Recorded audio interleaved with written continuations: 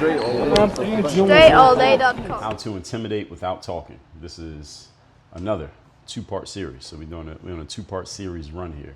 Now you may have heard the saying that the loudest person in the room is rarely the scariest, nor the most important person in the room. If you have never heard that saying, let me say it again so now you've heard of it. The loudest person in the room is rarely the scariest, nor the most important person in the room. Now, again, if this is your first time hearing that, remember it because it is real and it is true. Real intimidation does not come from yelling, posturing, or anything you say verbally. You have probably seen people try to intimidate by yelling or posturing, and maybe they even did intimidate, but that's not real intimidation. What that is just, that's putting on a show. That's performance.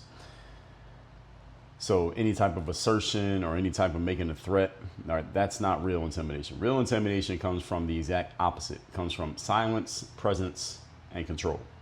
Men and women who know how to intimidate without talking come to understand that true authority is broadcast through everything other than words, which is a theme we've been on a lot over the last several weeks here on the show, several months here on the show.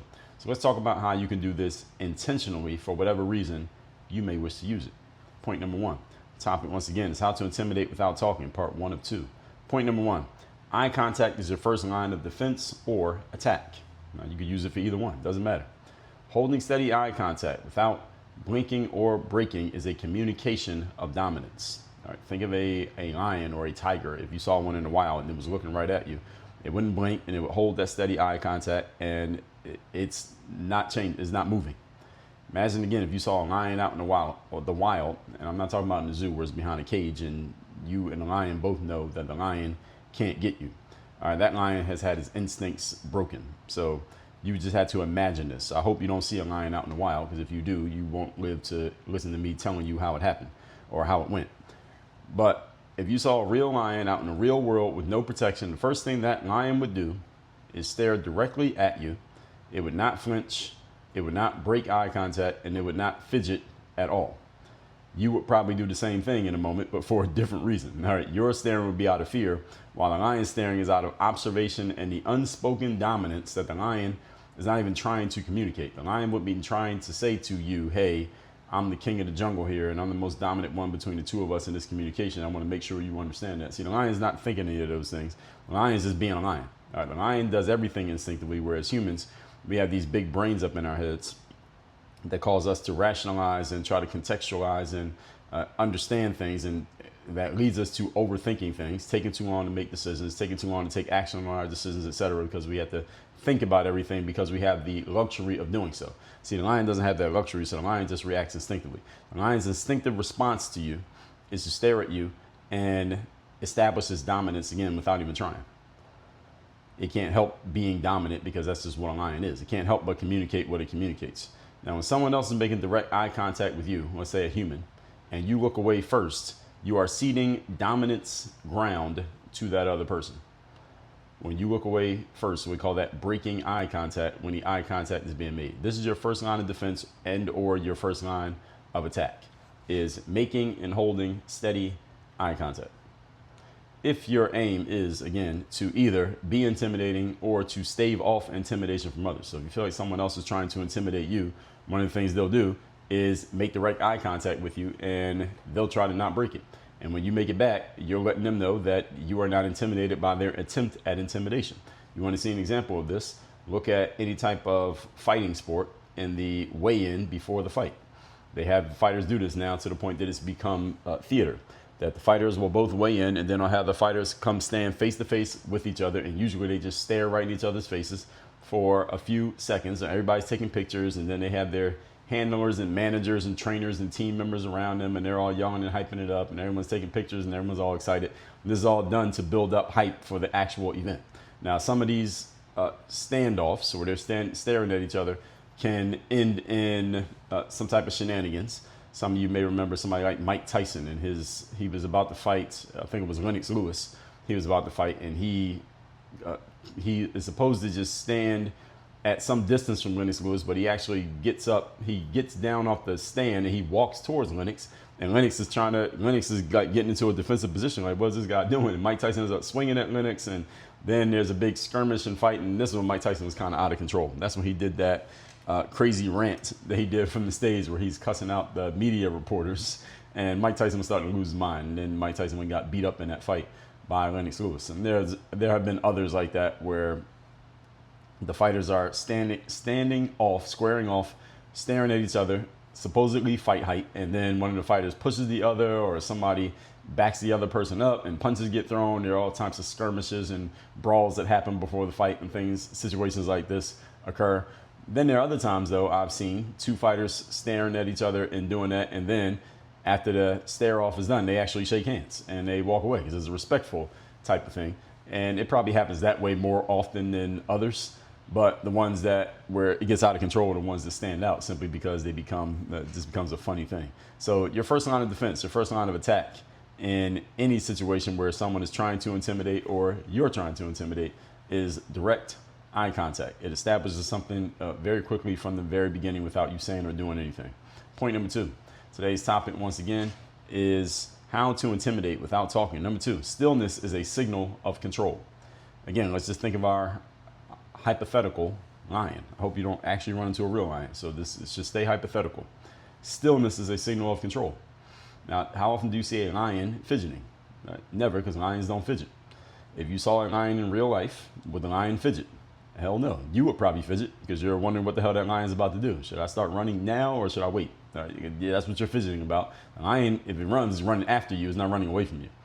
So be careful of any fidgeting you do, pacing, jittery movements that you do unconsciously. Most of our fidgeting we don't even notice that we're doing because it's an energy leakage. And when something's leaking, you're usually not aware that it's leaking. All these things broadcast that your nerves are out of control. Why? Because they are so uncontained that they keep leaking out of you in these small actions that you're taking that you don't even realize that you're taking. Any of you who sits in a computer chair, like right now I'm sitting in a chair as I'm recording, but my chair, this is not a computer chair. So this chair does not swivel. It doesn't move. And if this was a computer chair that did swivel, I would make sure to lock the swivel mechanism so that it didn't keep swiveling a little bit to the left and a little bit to the right while I'm sitting here, because if the chair does that, then I might naturally just start doing it simply because it's available to me to do. And this is what a lot of you who sit in computer chairs, you do, is you swivel back and forth in the chair simply because the chair swivels. Not necessarily because your nerves are off or there's anything up with you or that you want to leak energy, but energy will leak naturally if you don't seal up the exit points. And that chair is one of the exit points. So any of you who sits in a computer chair, if it can turn, swivel, if it can lean back and forth, watch out how much nervous movement you may be doing unconsciously. If you want to know if you're doing it, just film yourself or record yourself sitting at your computer chair talking, whether you're doing Zoom or streaming or something like that, and watch back the stream, turn the volume off, and just watch yourself. Watch your physical movements. Are you fidgeting? Are you jittery? Are you moving unconsciously and leaking energy for seemingly no reason? Even if there's nothing up with you and you're not anxious and you're not intimidated by anything, but you're doing that, it signals that you're not contained. And when your energy signals that you are not contained, that energy is leaking out of you, then your presence is weakened. And when your presence is weakened, your words or actions do not have nearly as much effect on people as they would if your energy was contained. In other words, the person sitting still in the computer chair has more presence, more energy, and their words land more strongly than the person who's sitting in that same chair swiveling, even if the person in the swiveling chair has better material than the other person. And yes, this is the way that it works. If you use a standing desk, for example, be careful of shifting your weight back and forth from your left foot to your right foot. Those of you who use standing desks, so you're standing up. Don't keep shifting your weight back and forth. Again, especially if people can see you on video, because that shifting of weight, it reads as jittering. It reads as a type of standing pacing. You're kind of pacing, but still standing in one spot. And the presence is thrown off when you're shifting like that. I remember once I was doing a speaking engagement in South Florida, and a friend of mine said to me that, Dre, you licked your lips. This is what he said. You kept licking your lips and in between things that you were saying. Almost every single time in between statements you were doing it. And I was completely unconscious of this habit, but after he pointed it out, I exterminated this habit that I didn't even know that I had. When I went back to the video, I couldn't see it completely because the camera was kind of behind me. But After he pointed it out, I don't think he was making it up for no reason. I exterminated the habit. A lot of times you just got to become conscious of these things. And if you stay conscious long enough, then you can start fixing them and or replacing them with something better. So the next time you're out in public, look around at people who are by themselves. Even people who are with other people, you'll notice it too. You'll notice legs shaking. You'll notice wiggling feet. You'll notice tapping fingers and just energy releasing fidgety movements that people are not even aware that they are doing. These are all leakages of uncontained energy, and you need to be careful of your own. And remember that energy is 85% of the job in life, folks. So when your energy is leaking out of you, that means you have less of it available to get things done. Energy is the capacity to do work. If you have less capacity to do work, that means less work gets done. And maybe it gets done with less effect. And it means, again, your presence is not as strong when your energy is lower, simply because people can't feel you. People feel you through your presence, and presence requires energy. There's no juice in your battery. You can't have presence when you're dealing with other people. Why? Because you don't have anything. You don't have anything to give. So all of this matters. So be careful of these energy leakages. Again, watch yourself on camera. Watch yourself on video. Any of you hasn't done it before, and you'll start noticing these things very obviously on video. Point number 3. Today's topic, once again, is how to intimidate without talking. Number 3. In the animal kingdom, animals judge each other by size and space. That's how animals make judgment calls, by size and space. This is the reason why you're told, any of you who's ever done any hiking, or you're out in the wild, or any read or heard anything about engaging with wild animals, is one of the things that you do to scare off the animals to make yourself large. Spread your legs out, spread your arms out, and even make noise.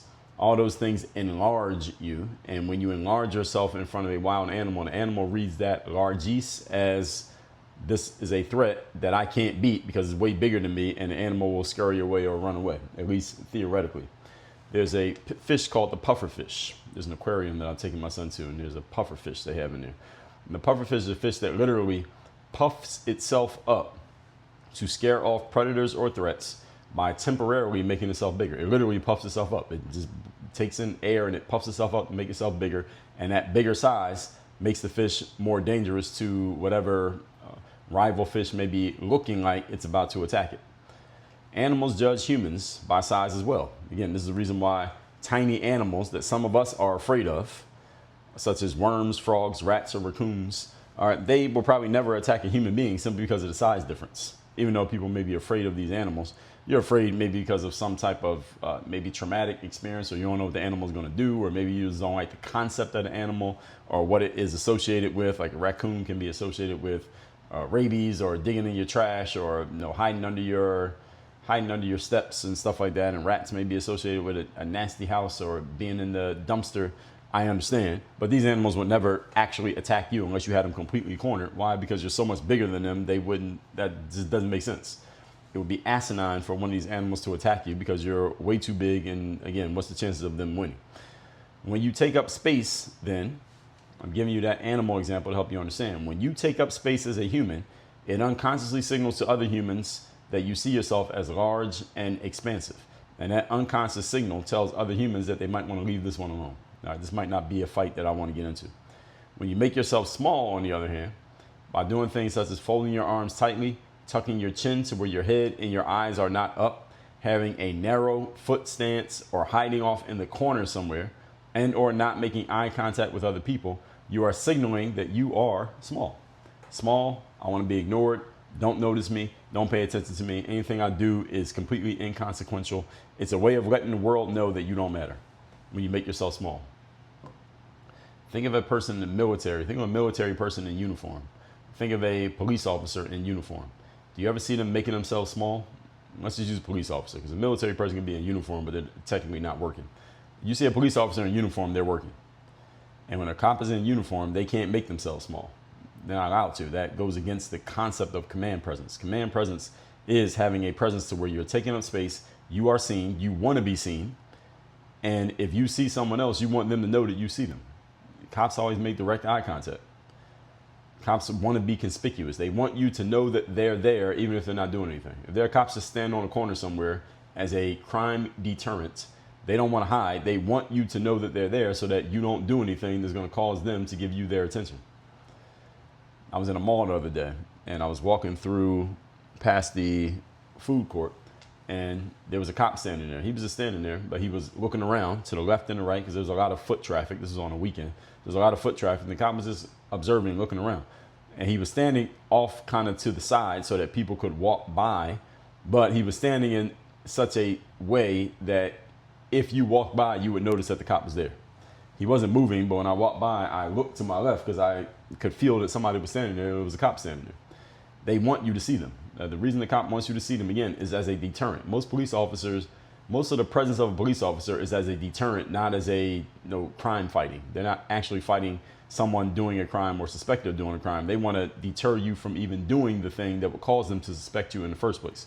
That's the reason why cops show up in a place. It's the reason why you have security inside the Gucci store or at a popping restaurant or bar in some town, because they want the cop's presence to keep somebody from doing something dumb in the first place so the cop doesn't have to get engaged.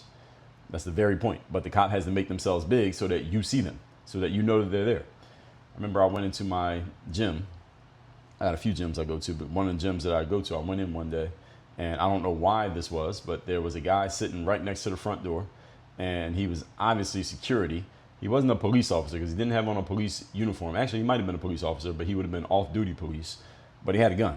He had a gun on his right hip. He was sitting next to the door, and he was just looking at his phone.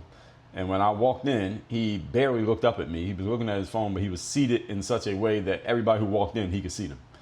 And on his right hip, he had a gun. And the gun was prominently, it wasn't on display, but it was clear to see that he had the gun right there. And I was guessing that something must have happened at this gym since the last time I had been in there that caused the gym to say, okay, we got to have this security guard in here. But then a few days later, I'm back at that same gym. The security guard wasn't there anymore. So I don't know. Maybe it was just one short-term threat that they were considering. The whole point is the cop was there. And if you walked in, you couldn't help but notice a guy sitting there. And you also you could not have not noticed that gun right there on his hip, which I'm assuming he was authorized to use. So when you make yourself small, again, you're telling people that you need to be ignored. And unconsciously, people notice this, or they'll unconsciously erase you. When you move, your gestures need to be deliberate and at your pace, never on the pace of someone else. When you are moving with speed in a way that seems to be hurried, you signal anxiety. When someone seems to be in a hurry, they're anxious. You ever see somebody running through the terminal at an airport, for example, that's anxiety. And that anxiety is a lack of presence. So you lose presence when you're anxious. When you slow down, however, you communicate that you're in control. And that's the difference. People who slow down are in control because they have time. I can take my time getting to this. Even if you don't have time, if you move as if you have time, that gives you presence, gives weight to your movement simply because you're taking time as if it's yours to take. When you rush, it's as if you're racing against the clock and the clock is beating you and you look anxious, and that lowers your presence just by the fact that you're doing it. Let's recap today's class, which is how to intimidate without talking. This is going to be a two-part series. This is part one. Number one, eye contact is your first line of defense or attack. Holding steady eye contact without blinking or breaking communicates dominance. Again, think if you saw a lion out in the wild or a wolf. Number two, stillness is a signal of control. Be careful of your fidgeting, pacing, or any jittery movements that you are doing unconsciously. All right, this stillness is what gives you power. When there's life in you, but you're still and you contain all your energy, you have a lot more of it because you're not leaking any out. I mean, if you let energy leak out, you have less of it. I mean, it's just simple. What do we call that? Simple physics? Let's just call it physics. Number three, in an animal kingdom, animals judge each other by size and space. It's the same thing with human beings. Size and space, not necessarily being tall or short, fat or skinny, but how much space do you take up? Do you move around as if you're trying to disappear and not be seen, or do you move as if you want to be seen and you're okay if everybody sees you? All right? And it's a decision that you get to make with the way that you move about. All of these things create a level of intimidation or stave off intimidation when others try to use it on you based on how you move about. And people are making snap judgments about whether to even try it on you based on these things that they're noticing, again, completely unconsciously. This is not something people consciously think about, but it does matter. Tomorrow we'll get into part two of this. Between now and then, make sure you go to workonyourgameuniversity.com. That's where you get to have me as your coach, whether in our group program, whether you want to have me as your personal coach, you want to get into our courses or any of our live trainings, go to workonyourgameuniversity.com. Work on your game. Dre all